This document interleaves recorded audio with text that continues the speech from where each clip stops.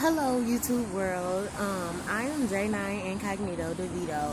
I have a following on Facebook and all that good stuff like that. J9 DeVito, J9 DeVito on Facebook. They cut my live broadcast streaming. I am in Facebook jail for 30 days for speaking my opinion against the Black Lives Matter movement. And I guess because the way that I did it, it was pretty extreme, and I used a lot of vulgar words just so that the people in my community could actually understand what I was saying when I was saying it. And I got disrespected, ridiculed, and things of that nature. I was told by my own community that I wasn't black anymore because of the way that I decided to speak out against the movement. Reason being for me speaking out against the movement is because I feel like whenever you are putting your heart into something or you're speaking your opinion on something, what you live in and what you stand for should mirror the same effect to the establishment of the point that you're trying to prove. When you're trying to prove a point out to people in the community and they look at you and they look at your life, like people that look into the black community or people that look into what we do in our neighborhoods on a regular basis, the crime rates, the education rates, how people are unemployed, the government assistance, things of that nature, that's always associated with the black community. So in order for us to be able to make a standpoint in society, we have to actually give society something that they can look at as excellent so that our point is heard. I know a lot of our anger and a lot of our hypocrisy stems from slavery and how you were taught, and every year they give you a history course and a history lesson on February, Black History Month. They let you know that Martin Luther King was assassinated. They let you know that Malcolm X was assassinated. They let you know what our ancestors went through. They were beaten, they were battered, they were bruised, and all of those things like that. And I know how angry you can feel off of those type of subjects because it feels like it's happening to you. Even though it happened in the past, it feels like it's happening to you right then and there. How I feel about it, when I learned about Black History Month, when I learned about, all the things that our ancestors went through, I didn't take it as a story of defeat. And I wish in the Black community that we would stop taking slavery as a story of defeat. Slavery was a way of life, a way of culture from even before America was created. And when I say that, you have to understand that Benin and Africa, the African Republic, Benin, they were a slave trade central. There was the Moors that came over into Africa, made a type of deal with one of the kings over there, and they said, okay, we're gonna build this over here, this is how we're gonna cut you in on the profit, but we need help and we need workers and we need this and we need that. Slavery was a way of life before America, and I wish a lot of my colored folk would research into slavery and the contribution that it has made in society from the Bible days. So that's one thing when we look at slavery. Now, another thing that I want you to be as a Black person is to look at the fundamentals of which your country was started and founded on. Like the people into character that they put into the history books, and they let you know they were the president, or they did this, or they gave you this, or they gave you that. Those people, you need to go and do your separate research on each one of those individuals and see where their mind was during that time frame and how they were founding the country on what mind frame. That's another thing that we have to do as colored people in the community. We have to go back and we have to reread the history books, and we need to go into each one of the main players and characters and see where exactly they started from. What was their viewpoints? Were they Republic? Were they Democratic? A lot of people in the Black community when we speak on certain issues political wise, we don't base it off of facts of who this person is and who that person is and what they have set into writing. It's all about the writing, what laws they're passing, how are they putting towards the bills, what are their mind frames when it comes to the average everyday American people. We go off of emotion. I know when it comes down to Trump, a lot of people are not Make America Great Again supporters, and I understand why, because he comes off as a little, I don't want to disrespect him, but he comes off as, not very bright. That's what I'll put it in a standpoint at. He comes in as not very bright. So when we go back and we look at Trump and we take Trump for who he is, we go, oh, I don't like him because he's racist. Oh, I don't like him. He doesn't know how to run America. He doesn't know how to run a business. He doesn't know how to do this, and he's this, and he's that, and he's this, and he's that. And we go off of those emotions. We go off of what the media presents and what the media tells. Now, that brings me back to my first point, because when we say founded America and slavery and what it was founded upon, those people back in those days, they had certain theories that they believed, certain type of concepts to life that they felt like everyone should follow, and they slowly implemented them into society. So the things that they based their funding on, they based building America on, is the same thing that they passed on to the people after them, the next generation. If someone had got found out back in those days, then they would pass it on to another person to keep the dream alive or keep the hope up and things of that nature.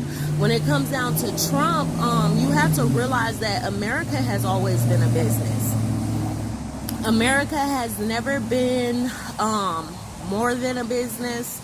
The reason why I say that is because when it comes down to slavery, they, the picking cotton and everything that we say about slavery, and all that stuff like that, they had a product to produce so that they can trade, sell, and bargain, or whatever. And that was the way of life. So everybody had to work to eat. How they did us back then, yeah, it was wrong. But when it did come time for them to free the slaves, you have to wonder why a lot of them were like, I'll stay here.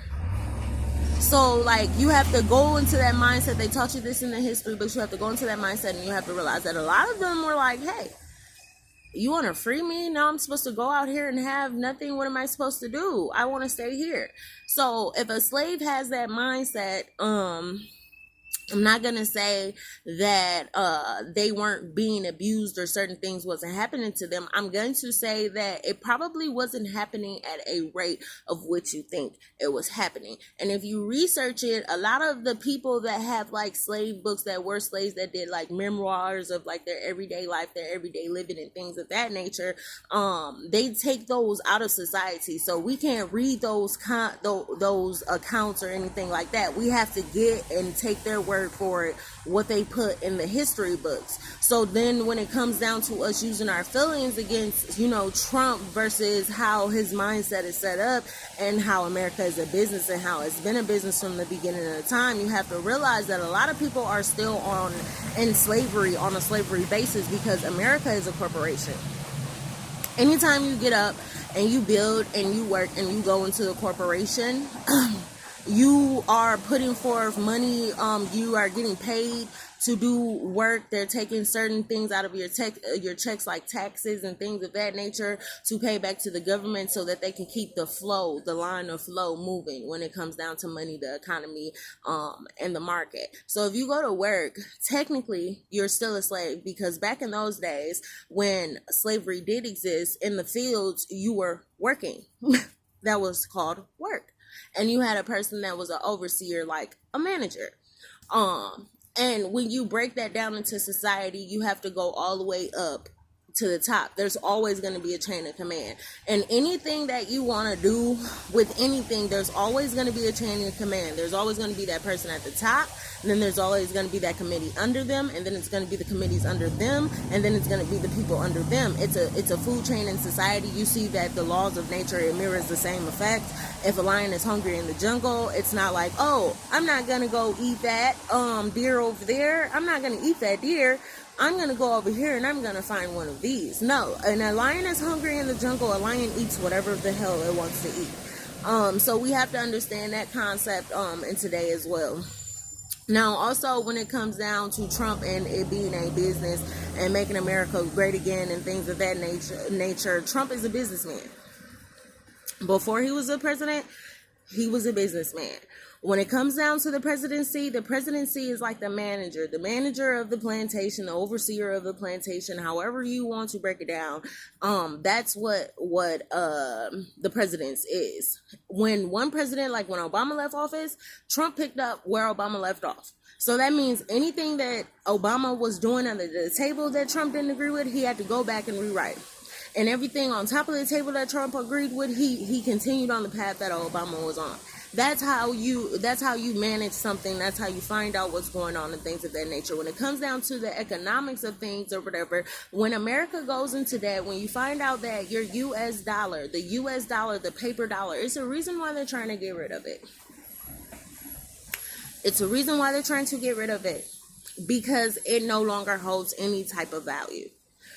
When it comes down to America is a deficit, big deficit, large deficit, and I don't believe that they are going to be able to remanifest it the way that they thought that they were going to be able to remanifest it, because there's a lot of people out here and they're waking up.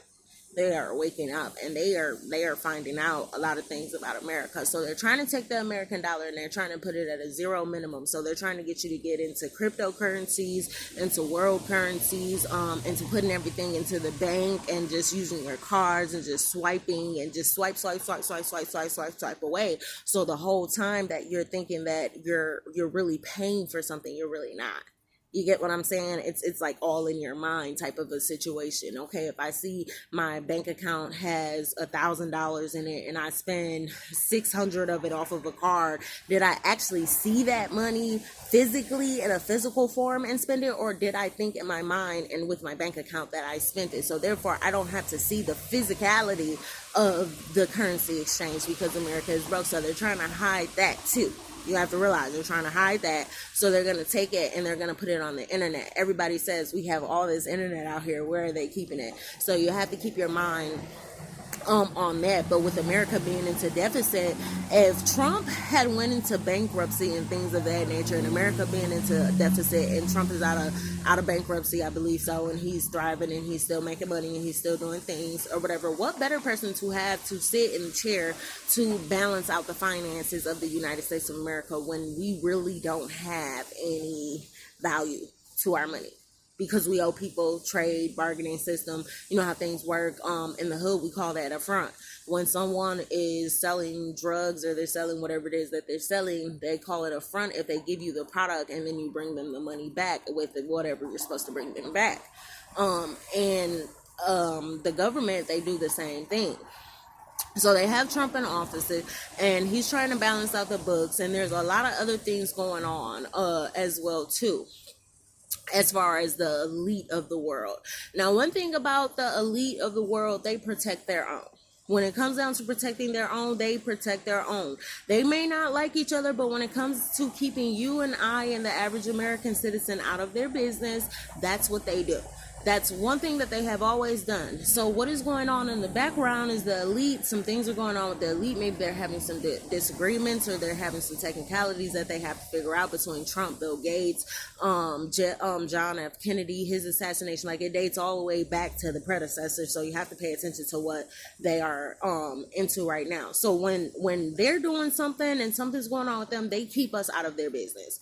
But when it comes down to us as a people and as a human being, we don't do that. We tell everybody. If someone has wronged us, we're telling everybody. If someone did this to us, we're gonna go run and we're gonna tell everybody. So everybody is gonna be able to see our next move and our next play. But with the elite, they don't do that. So with the Black Lives Matter movement, I don't support it, because I know the people that stand behind the Black Lives Matter movement, they're shaking hands with the enemy.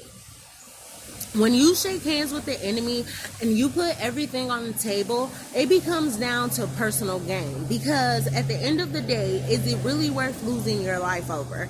And a lot of people don't look at it like that, about it not being worth losing their life over. They sit down at these tables and they basically have enough power to say, hey, if you do something to me, I'm going to do something to you. If you do this, I'm going to do that. So that's what kind of tit for tat game that they're playing at a higher estate and a higher level. So when people do Black Lives Matter and and they go shake hands with the enemy, they have to put it on a recognition of personal gain in order for them to feel okay or comfortable with the outcome.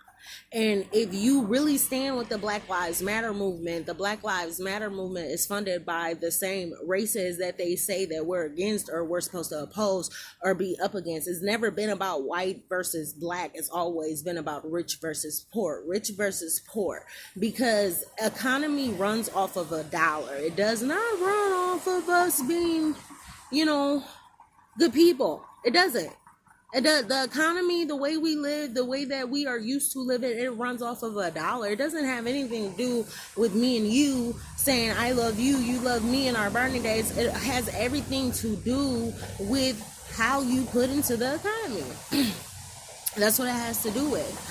So I feel like as a people, black people, we need to wake up. Our society has to start mirroring. We put so much money, like the black community. I don't care what nobody tells anybody else, the white community and stuff like that. The white community runs off of credit. They know it. I know it. Being able to go get good loans and being able to do this, flip reverse with money you can't see. That's what white people do. Black people, we like a physical dollar. We spend. We are the richest community. And a lot of people don't know that. A lot of people look at us like we're the poorest community, or we don't have this or we don't have that. No, we're the richest. We are the richest community. But instead of us putting forth the money to conquer our community and to make sure we have black owned businesses and make sure we have this and that, we just go and buy material so that we can show that we're wealthy. And that's what we do as black people. But the black community actually is the richest community, and that's what they want to keep your mind oppressed from.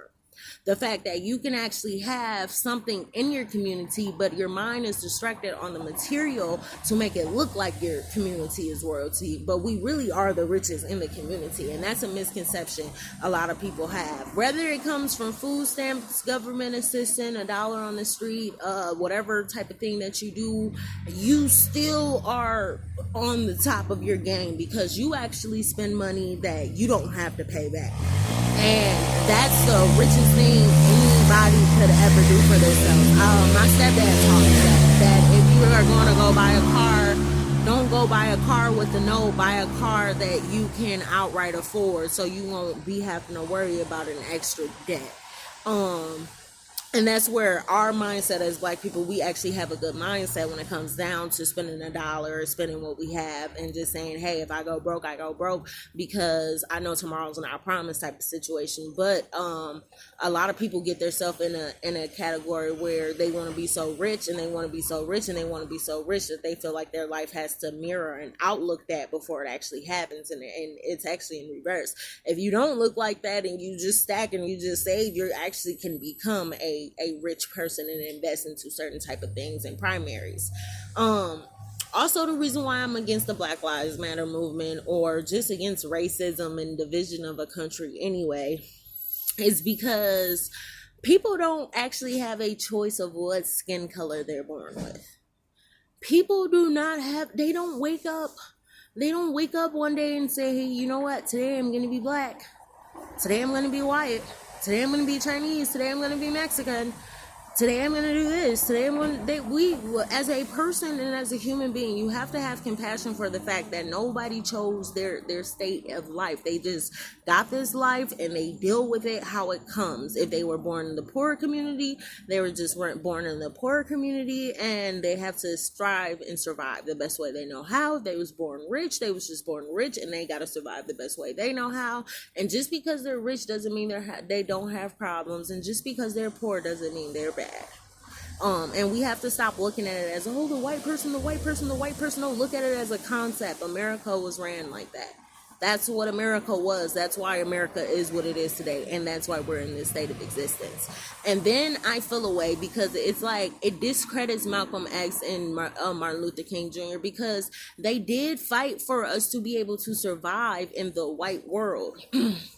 to have rights, to be seen as human beings, to be able to be who we are today, to be able to go get a business license and not have somebody look us up and down or say no people of color can have a business license here, or no people of color can go to McDonald's here, or no people of color can go to the mall here, or no people of color could do this and could do that. Like, you have to look at it with that concept, because they fought very hard and they went through a lot of things that, you know, made them miserable. Church burnings, everything we went through was for the betterment of our race, so that we can be smart, so that we can survive, that we can raise our generations to be doctors and lawyers, and maybe we can infiltrate the system of elites to one day see, you know, people come together and a black person be of power and actually have, you know, good things happen in their life, so we don't keep producing generations of distress.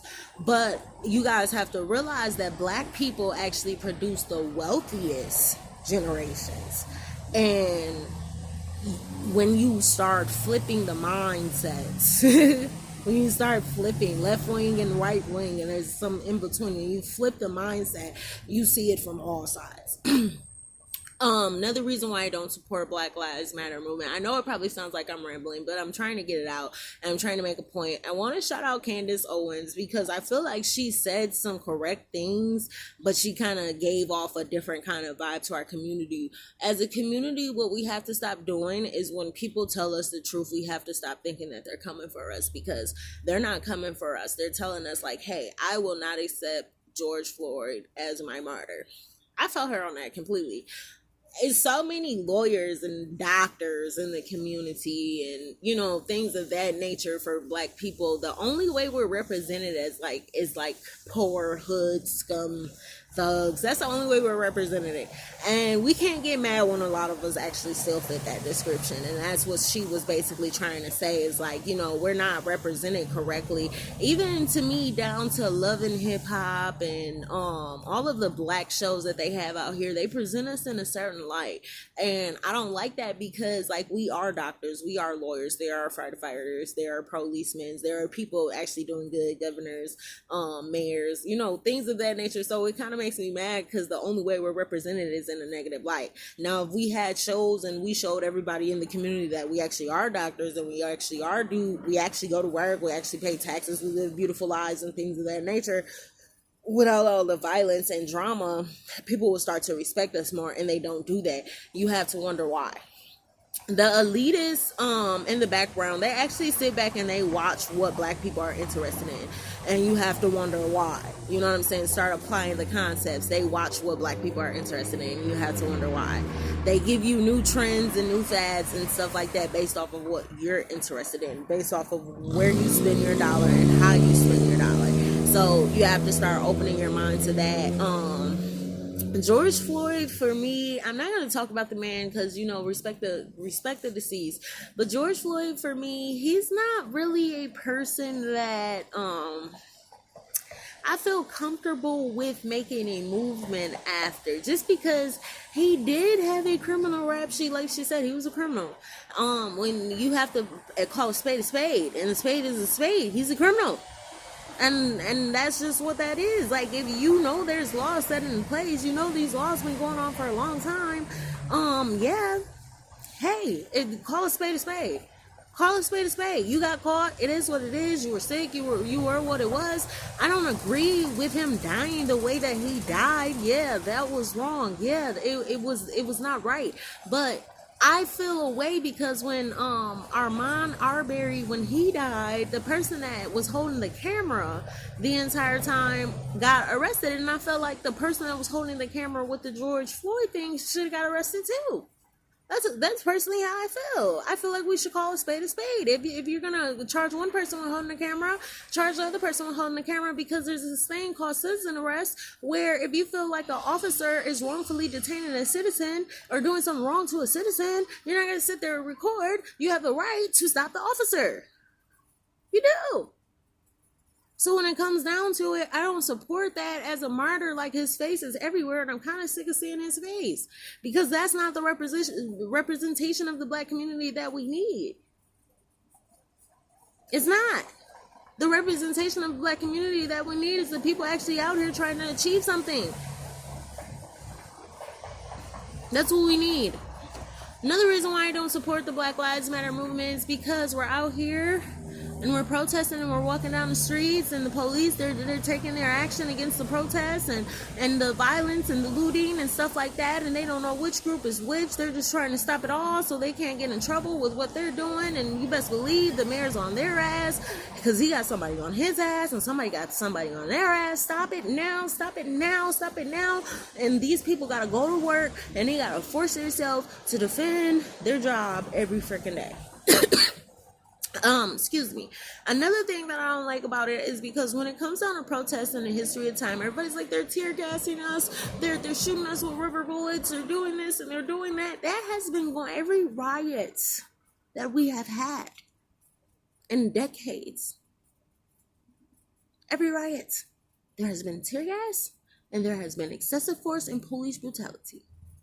You guys know that. I know that. I don't know if anybody else knows that. I don't know if I'm shedding light to that. There's been riots, excessive protests. This is the excessive brutality. You guys know what's going on. You did. So with you guys knowing what's going on, when you go out there and you begin to make a noise and you begin to make a racket in the United States of America, this is how they respond. This is how they've always responded. This is how they've always responded. We can't kill ya, but we can sure show ya. We have to be smarter about how we conduct ourselves and things of that nature. When it comes down to George Floyd, I respect, I respect a lot of things that we're doing. We're coming together as a community, but we have to be civil and we have to really, really think about the pawn in the scheme, because the pawn has always been us. We've always been the pawn. It's chess, not checkers. You hear that all the time. It's chess, not checkers. It's not king me. It's who can we use as the pawn to push it along, to keep the game going. What's the next pawn? George Floyd is a pawn. You get what I'm saying? He's a pawn in the game. Another thing that I want to shed light about George Floyd with in the communities as Black people, we got to do better. Minnesota, the stuff happened in Minnesota. Now, Minnesota wants to go put George Floyd everywhere and stuff like that in honor of their city. They have every right to do that. In their state, they have every right to do that. But in your own community, for you to bypass all of the other African Americans or Black people or whatever you want to call us as a people, for you to bypass them, people before that, have died at the hands of police officers, and there's so much going on, for you to just dismiss them and to act like it's only him and to just not shed light on the people in your community, and when you're walking, to actually be walking for the people in your community too. It's kind of sad. Like, I feel like, go dig up the people. Everybody's bringing up who died at the hands of police officers and things of that nature. Like, everybody dies. Everybody has their day, y'all. There's one thing about life we gotta accept. White people die at the hands of police officers, Asians, Hispanics, Black people. All people die, and guess what they don't do? They don't show us other people dying at the hands of police officers. You wanna know why? Because they know that if you show a white person dying at the hands of a Black person's police officer, it's not gonna be a riot. It's not gonna be a riot. It's gonna be straight violence, hatred, and violence. That's what it's gonna be. So you can't show that amongst everybody. They know that. So you gotta wonder why they keep showing the Black people dying at the hands of the officers. You gotta wonder what they're doing to play with your mind. You guys, old media, news and stuff like that, you can't trust the news. You cannot trust the news. You can't trust the news. You can't trust the news. Your best bet is to be out here researching, using your Google for what it's worth, because they got some stuff that it's worth and they got some stuff that it ain't worth. You guys have to go out and you have to use your Google. Google, and you have to really look into the details. Don't just broad search, like actually get nitty gritty with the details. It's best to go and see all sides of opinions and see what's going on, so you can put together and formulate your own opinion on what's going on. Stop pushing black people out of the community because they don't agree with it, and they might not fully understand, or they may fully understand, because take it from a person. I know racism exists because I went to an all-white high school, so I know it exists. But I never ever looked at someone like you're just racist because you're white. Okay? And we gotta stop using that as an argument, because it's not an argument. Another thing that I would like to say, shout out to all of my Hollywood protesters. Nick Cannon, I think you're wrong. Because I know you profited off that song. So I'm trying to make America great again, and I hope you're giving back to that community that you know. I hope you're getting back to that community. You wrong. You profited off that song. You getting paid for the video he released when he came out and protest, and he only brought him and his cameraman and not the whole Wild 'N Out like he did when he dissed Eminem. That's all I'm saying. You wrong, Nick Cannon. I said what I said. You guys be blessed, but stay woke. Stay woke. Stay woke.